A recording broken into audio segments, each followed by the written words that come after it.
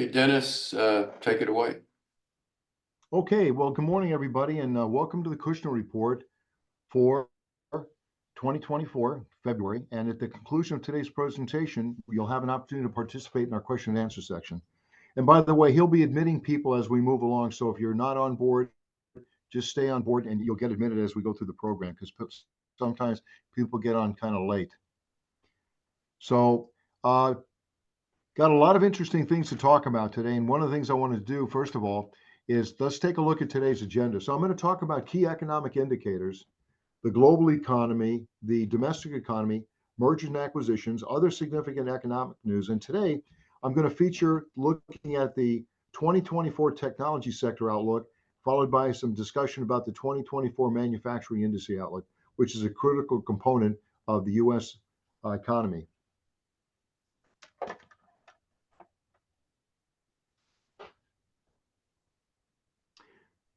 So let's take a look at the technology sector. It's gone through major transformation recently, but the IT industry sector is really poised to bounce back in 2024. And this is because of AI, and generative AI is really going to be the center of growth this year. We're going to see some spectacular things happening.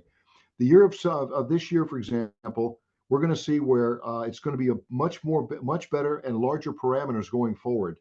What's interesting is the global economy is also going to grow at a modest rate in 2024. So we're seeing some of the challenges that we saw in 2023. Hopefully, some of those are going to be behind us. The inflation situation is much better globally now that compared to the last 12 months. Economic activities are gradually beginning to pick up across the country, every place else, and we're seeing that picking up in the United States as well.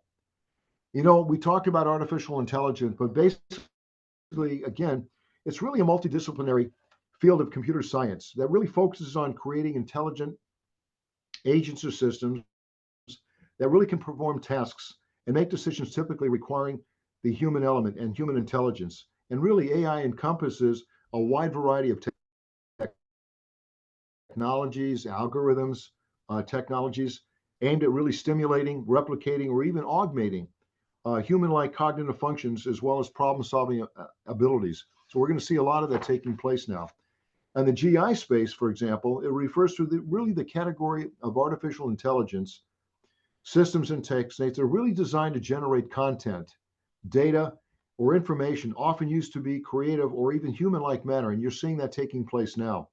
And in GI, basically relies really on machine learning models, particularly deep learning methods to learn patterns and structures from large databases, and then use the knowledge to really generate novel outputs. But when you look at it, there's really 5 key areas of focus going forward now. We have AI and generative AI. Well, both of these witnessed the best synergies during 2024. Many companies are likely to align business processes to leveraging AI and GI to drive automation, productivity, and growth. And that's what we need to do going forward. You look at the cloud now, cloud engineering and migration to the cloud is expected really to gain momentum and traction this year, more so than we've seen in the past. And some of it would be driven by the AI push and cloud providers offering integrated solutions really out of the box, more standard, if you will, than we've seen in the past. Platform engineering and modernization, if you will, has always been an evergreen theme for IT industry over the past 3 decades, and likely will be the silent topic for 2024 as well, as we see more motion taking place. You know, the maximum IT budget allocations, including infrastructure costs, is likely to be in this space for the year. We'll see a lot of money being spent in the area there. And core systems and platforms are likely to change, both using the embedded features of both of these types of technologies. We look at data platforms. Well, the attention areas for data CIOs are likely to be building, expanding, and scaling data platforms across the country, especially including the cloud, as you see more and more information moving into the cloud space.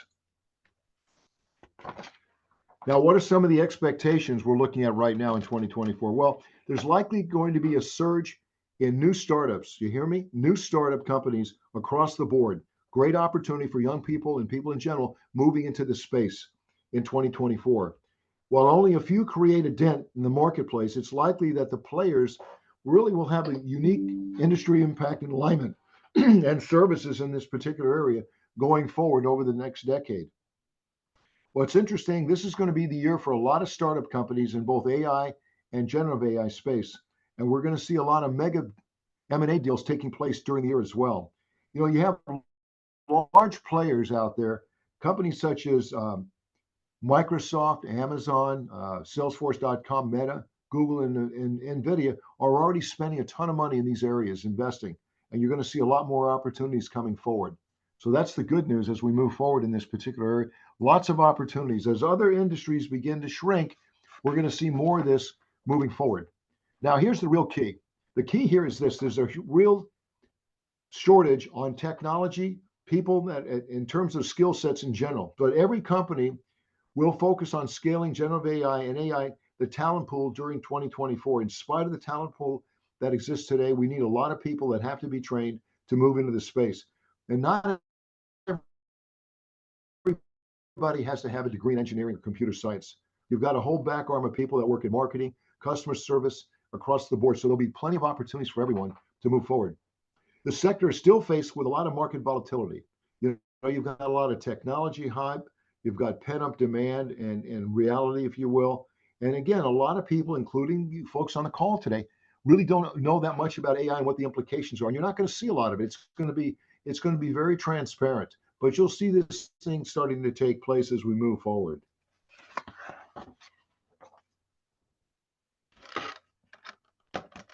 Now let's take a look at the manufacturing sector, which is really a vital component to the United States economy. So the manufacturing sector will continue to embrace digital transformation to contribute to competitive and realignment and resiliency, if you will, in the future. The sector has been going through a tremendous amount of contraction over the past several months, as you know, being below the 50 basis point margin.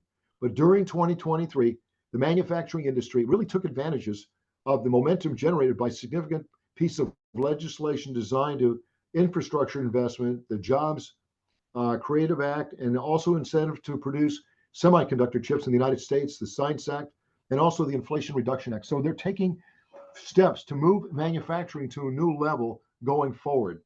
The infusion of funds, tax incentives, and the U.S. manufacturing across various sectors, including semiconductors, clean energy components, electric vehicles, batteries, and the constituent parts of fuel and raw materials, all these are leading to private investments in this space. And we're going to see this thing explode. What I'm going to do later is I'm going to have Ed Snyder is going to chime in later during our Q&A, kind of give you some insight what's going on in Silicon Valley. Technology is really positioned to play a significant role in supporting manufacturing challenges going forward. And companies seem to embrace the smart factory approach, as well as investing in these capabilities in the long term as well. So what are some of the trends? Well, you're dealing with as I said earlier, the ongoing problem with obstacles dealing with people. The labor market is very tight in this particular area, and it's got to expand. So there needs to be a lot of cross-training taking place. You need to be able to attract and retain quality workforce is the primary challenge this industry is facing today. The flexibility of schedules, well, the ability for workers to work remotely, the ability to have compressed work schedules, and the opportunity to swap or split shifts has really come on board now, and that's in vogue. And the ability to reward workers and workforces for an increase in earnings while reducing volatility and planning employee separations. The real key is retain your employees. If you look at the workforce policies, utilization, if you will, investment in tools to attract and train and retain employees. Alumni organizations such as the Big Four, like Deloitte and Touche, Price Waterhouse, the law firms, the whole focus is where companies should develop alumni programs for retired employees that could serve as an effective strategy to help maintain and engage former employees with your firms. And you're seeing more of that taking place now. It's even taking place now in the Marine Corps and in the Army, where some people are coming back to get more involved in these areas because there's a shortage of the workforce. We're talking about looking now at building a pipeline and upskilling talent pools, and they should focus on ways to create opportunities for upskilling existing employees so that not only you're looking to bring new people in, but you want to increase the opportunities for people within the organization that'll opportunity to gain and grow, develop, move up in the organization, of course, and make more money. The GI Spotlight, again, it's a talent pool. You're talking about training, customizing training materials based on specific roles, conditions, or regulatory requirements. That's becoming more of a staple today. And of course, the smart factory moving forward, you know, as the economic uncertainty, tight labor market, and rising costs continue to challenge us, manufacturing is important is trying to leverage technologies on a continual basis, both within and outside their walls. And the smart factory, it really integrates advanced technologies such as AI, 5G, Internet things, if you will, data analytics, cloud computing, production. All of these things are being woven into the manufacturing process. And of course, the economic threat, if you will, again, is a tight labor market with rising costs and continued supply chain stress and underlying, if you will, where we have important agility and reliance. If you look at some of the semiconductor companies that we talked about last year being built in Arizona, Utah, and back east, one of the things that's slowing down is the fact that we can't find employees to work. So they're hurting for people to come in, and we're going to have to train and get a lot of people involved. A lot of people are coming from foreign countries with experience, such as Taiwan and other places around the world, where people do have experience in the semiconductor business. So that's something that we have to be able to develop internally here within the country. Supply chain, as I mentioned earlier, navigating and evolving supply chains has really been a key focus for manufacturing, especially since the start of COVID-19. You know what's happened there, the delays, and whether it be vaccines or food, etc. It's been a nightmare over the last 4 or 5 years. One factor contributing to this is supply chain demands, but it was really shortages in components such as electrical, uh, electronic, and semiconductor parts.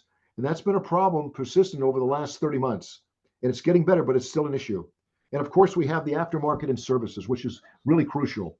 And recently, manufacturers have really accelerated their use of advanced technologies to enhance their products, such as onboard computers, machine learning capability, embedded radio frequency, identification tracking, and other particular components to increase value.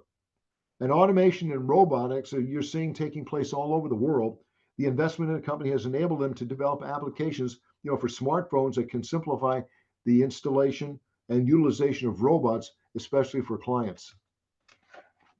So that kind of takes you through the manufacturing sector as to what's going on. I think it's very positive. Even though we're somewhat of a contraction right now, it's still very, very positive going forward. So I believe that the economy, as I said earlier, is slowing down. I don't believe we're going into a recession, but I think you're going to see a lot of positives moving forward during the year in all aspects of all industries. Now let's take a look at some key economic indicators. I want to take a look at the domestic GDP, inflation, unemployment at both the federal and the state level, and then the price per barrel of oil.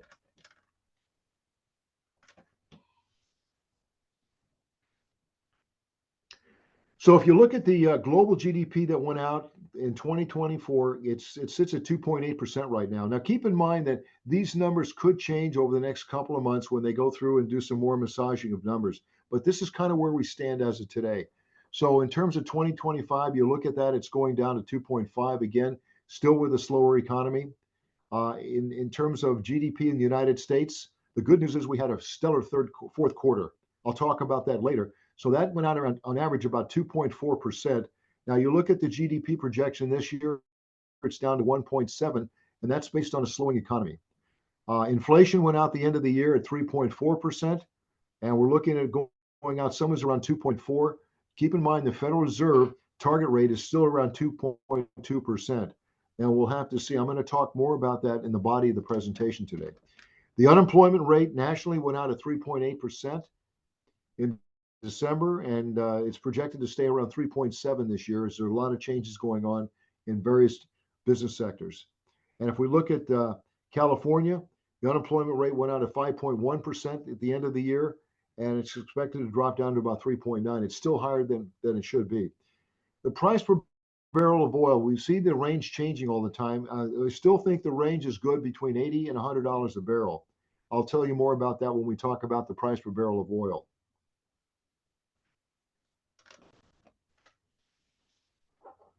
Now let's take a look at the global economy.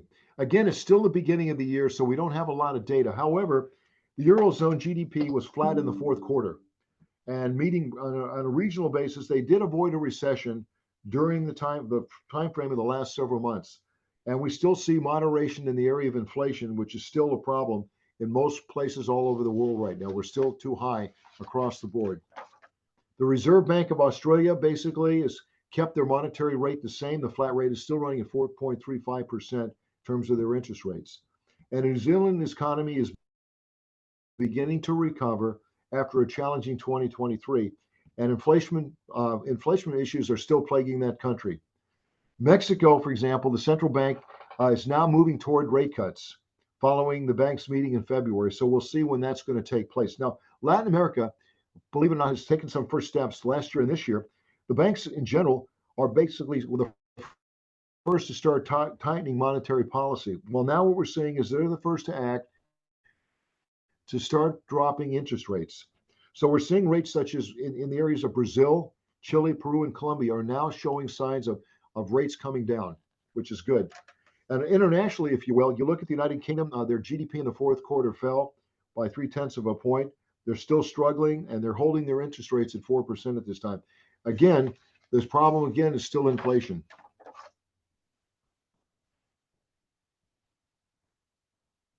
So what's happening domestically? I mentioned earlier, we had a stellar fourth quarter, 3.3%, which really took the overall economy to the next level to 2.4. We could have been below 2, except for the fourth quarter, which was incredibly strong. A lot of activity took place in the last 3 months of the year. Now, as we begin the year of 2024, we're seeing a strong economy for the first few months of the year. And basically, it's not completely clear. Again, economists are projecting a stronger economy trajectory at this point in time and starting to slow down a little bit later. And again, there's been talk about the Federal Reserve dropping interest rates possibly in May. We'll have to see. And I'll tell you about inflation that took place in January.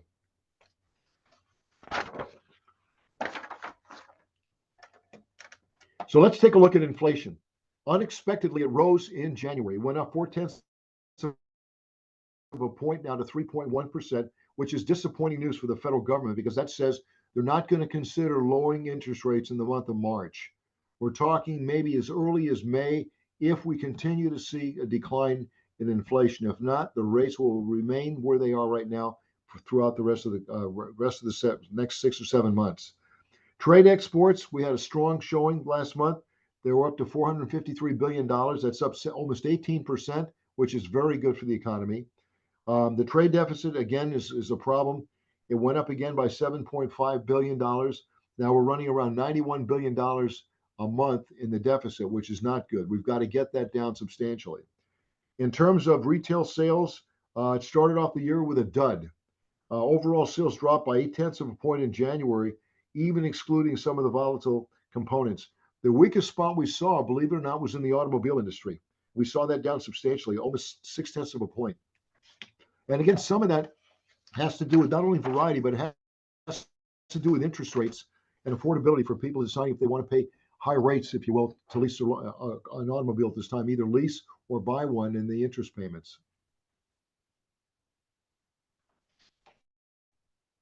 Now let's take a look at the job picture.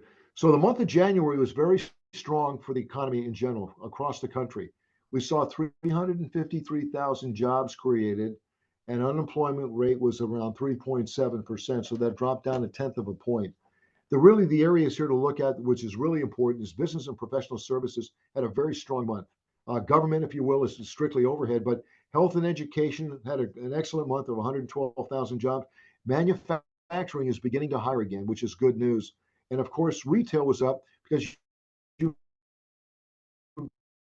got to remember a lot of companies want to move inventories they have from the Christmas timeframe. So they're willing to keep people on board, hire people to move inventory as much as possible for the tax season that was coming up.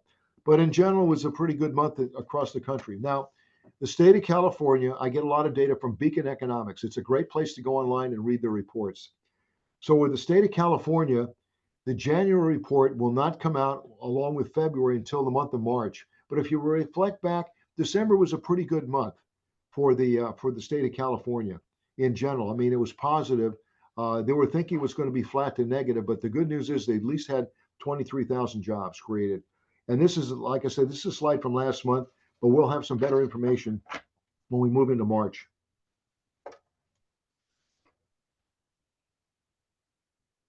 Now let's talk about it about the interest rates.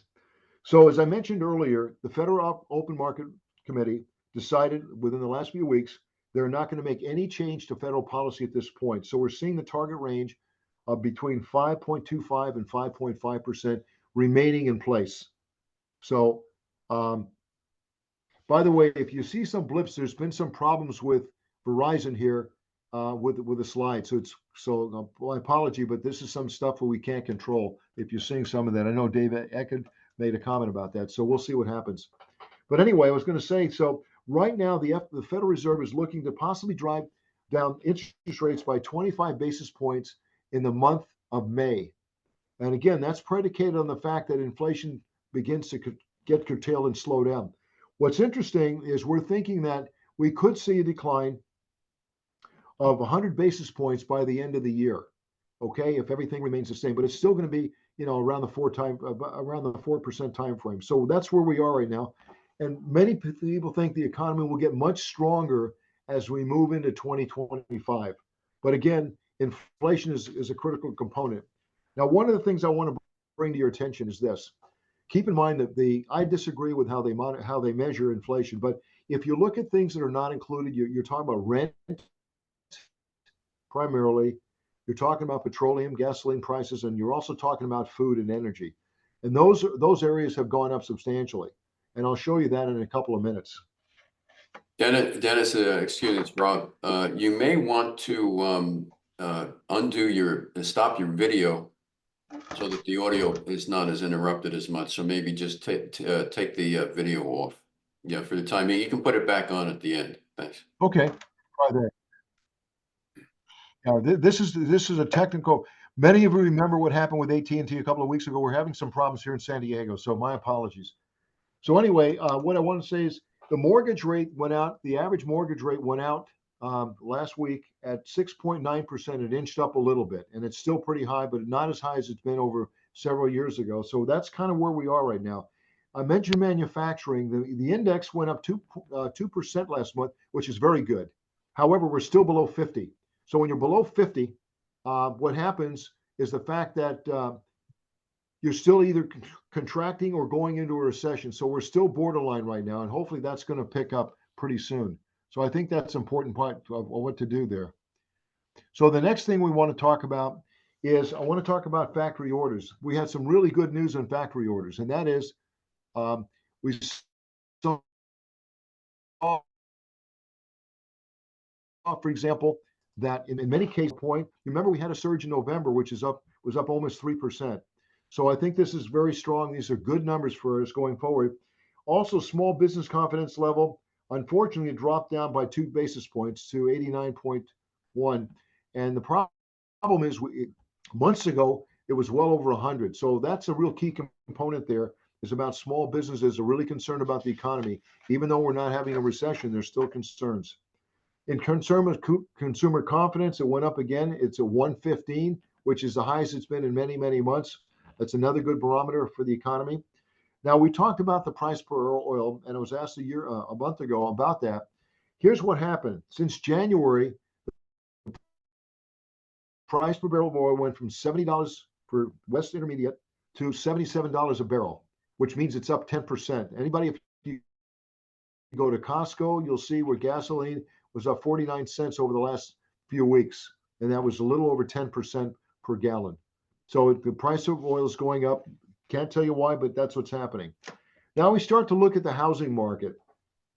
This has been a dilemma for the last year and a half, as you know, because of interest rates. Well, what's interesting here is housing starts were down 1.5% during the month of January, but they're 8.6% higher than they were a year ago. So we are moving in the right direction. Hopefully that'll be higher than break even in the months ahead. New home sales, we had good news here. They were up by 1.5% in the month from January over December. So that's another good barometer to look at. Now, in Southern California, we'll take a look at in LA County, for example, the median price of a home on market right now is around $833,000. The value there decreased by 2.4% from the previous month, and it's down 17% from January of last year. In Orange County, the median was up a little bit to 1,320,000, and that increased about 1.5%. And what we saw though, but the sales were down almost 15% from a year ago at the same time frame. And then finally in San Diego, the median price was at 925. That was up by 1.5%, but sales were down about 9/10 of a point. So we're starting to move in the right direction during the current month. And as we move forward towards the spring and the summer, things should pick up. So I want to see a smile on Henry Weiss's face. If you look at the area of construction spending, the good news here was up about 9/10 of a point over December. So we're still seeing a lot of construction taking place around the country, which is very good. Productivity, great quarter. The fourth quarter was incredible. We were up by 3.2% in the fourth quarter. That's pretty high and pretty strong. And we saw the output in industry was up by 3.7%.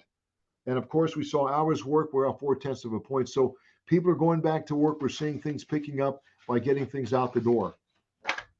Now we come to an interesting area. It's called company displacements. And so I only take a look at those companies of significance that have displaced employees over the last month since we last met. So first of all, KeyBank saw a decline of 1,000 employees. Corningware Incorporated 1,000. There's a firm up in the Fresno area called Prima Winona, which is in the farming industry. It's the giant up there. That was 5,400 jobs were eliminated.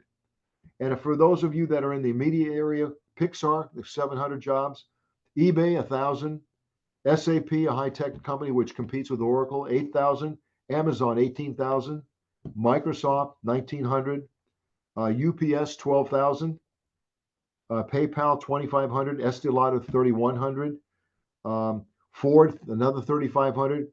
There's a company called Jet Propulsion Laboratories. I think this is the first time, to my knowledge, they've had a layoff, which was a surprise, again, in that particular area. We're looking at a company called Redder Labs up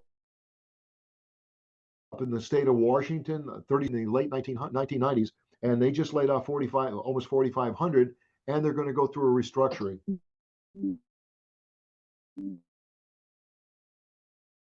And then there's a company called Electric, where they support Tesla, Ford, and General Motors. They laid off 10,000. And of course, we have Bell Media, which was another 4,800. So you're still seeing companies laying people off. There's job creation, but we're still seeing a lot of displacements. Now let's take a look at M&A. A lot of activity this month. For those of you that stop and get a cup of coffee at 7-Eleven, they're acquiring 204 strip stores that want to expand their footprint in the marketplace, and they're growing as we see. They're expanding across the country with 204 new stores. Sunco, which is in the oil field business, they're buying a company called New Star Energy for $7.3 billion. They're basically a terminal operator, and they buy pipeline and liquids. So there's another part in the energy space. And Macy's, for those familiar with it, they rejected a takeover offer of $5.8 billion by a group called Arkhouse Management and Bridgegate Capital. They rejected that, and they want to continue forward. And we talked last month where they're going to be closing a number of stores across the country going forward. Again, they're still trying to restructure the company to keep it going. When we look at Synopsys' Quiet Analysis here, creating a leader in silicon to systems design solutions. And the terms of that deal were not disclosed. And then Johnson & Johnson, another biotech company, is active again. They're acquiring Ambrx for $2 billion. Again, this has to do with synthetic biology technology platforms, etc. So again, they're continuing to be active. Hewlett Packard Enterprises, which is now the other half of the company, when it's been split up, is buying Juniper Networks for $14 billion. When I worked at Cisco, we had some folks that left Cisco after a number of years, and they started Juniper Networks. They're all gone now, but Juniper Networks was really a bellwether company that competed with Cisco over a point in time. So they will now be part of Hewlett Packard. APA Corporation is buying Callon Petroleum for $4.5 billion. And then GlaxoSmithKline is acquiring Elios Bios for $1.4 billion. What's interesting, and then you have a company called Exclusive Hostility. They're buying Veritas's data protection unit, and they're expanding basically their footprint into security space as they move forward. And then Gilead Sciences, which is another strong biotech company in the Bay Area, is acquiring a company called Simbe Therapeutics for $4.4 billion. For those of you familiar with Walmart, they're looking to buy Vizio. And this is an interesting deal because in this particular situation, what they're trying to do now is expand their advertising process and what they're doing. They're basically moving into their rival, which is called Amazon. So that, again, in order for them to grow, they need to inject more in technology to continue to raise the level of what they do in the marketplace. And of course, if you're familiar with Capital One, they just bought Discover Financial Services. That's the largest transaction of 2024 for $35 billion. And that's going to basically move them up to one of the top credit card places in the United States. It's an unbelievable deal. Now we have tech layoffs, and Ed's on later, but as of January, through the month of January, what we saw happening here, 32,000 jobs have been eliminated in the technology space in the last 6 weeks. And we're seeing that happening, have lost jobs in the early 2024. Zoom, basically, which we use today, has basically laying off their DEI team as companies are retreating. Basically, they've terminated the workers that were in the area that were focusing on diversity, equity, and inclusion initiatives as part of a recent round of job cuts, making it the latest company to move in this direction. Now, General Motors, the good news is they're bringing back hybrid vehicles in North America. Even though they stay focused on all electric, they are bringing back hybrid vehicles. So we're going to see that taking place over the next few years. Now, JP Morgan, unlike other banks, is opening up 500 new branches around the United States over the next 2 to 3 years. They want to see more foot traffic. So that's an interesting thing. While the others are closing branches, they're going to be opening up more.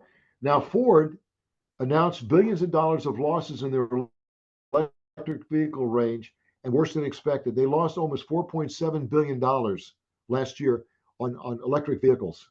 And that's caused some great problems with them, and they're rethinking their strategy going forward, especially in what they have is their F-150 Lightning pickup truck has been a real issue. And we'll see what happens going forward. Now, Ernst & Young, which is a competitor of Price Waterhouse and Deloitte, is setting aside $700 million in debt for failing to spin off their consulting unit. They've had a problem trying to move that. So right now they're taking a hit in case something happens where who knows? Does it mean they're going to close it? Not sure yet, but they've been trying to sell it for some time. And then you look at California, electronic vehicle sales, amid government ramp up, the market is slowing down in signs of fatigue in the state of California. In efforts to really reach zero emission cars by 2026, they're having a problem. We're seeing that slowing down. Now, Tesla, which is one of the leading hybrid and EV dealers around the country, recorded a significant decline of 10.5% in sales. However, the long-awaited Cybertruck is being released, and we'll see what that does for their sales in that particular market with the trucks. And again, as I said earlier, the slower electric vehicle market in California is expected to dampen things moving forward, getting away from emissions. The idea was to get the emissions down by 35% by 2026, but we're still a couple of years away from that. So that kind of takes us through what's going on right now and across the board in the economy. So what I'd like to do now is open it up for questions and answers.